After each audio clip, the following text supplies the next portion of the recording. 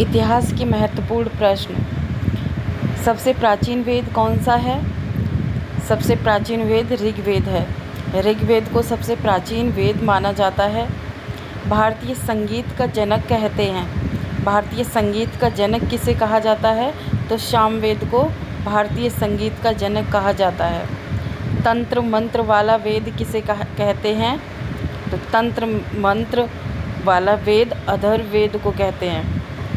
सबसे प्राचीन पुराण किसे कहते हैं? तो सबसे प्राचीन पुराण मत्स्य पुराण को कहा जाता है। सिंधु सभ्यता की लिपि क्या थी? सिंधु सभ्यता की लिपि भाव चित्रात्मक थी। इतिहास का पिता किसे कहा जाता है? इतिहास का पिता हेरोडोटस को कहा जाता है। History of father Herodotus. Sindhu सभ्यता की प्रमुख विशेषता क्या थी?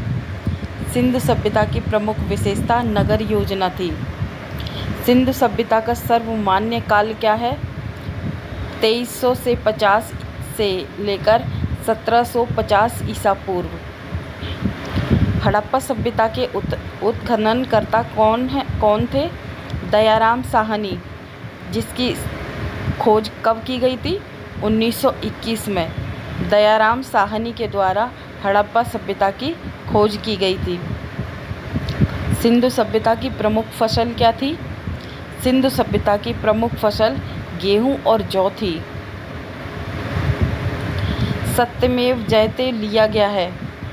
सत्यमेव जयते कहाँ से लिया गया है? मुंडकोपनिषद से। योग दर्शन के प्रवर्तक किसे माना जाता है? योग दर्शन के प्रवर्तक पतंजलि को माना जाता है।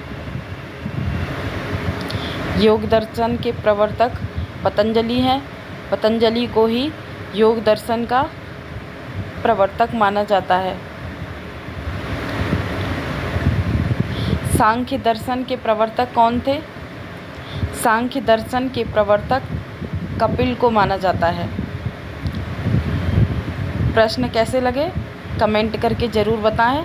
चैनल पर नए हैं तो सब्सक्राइब करें, शेयर करें। Thank you so much.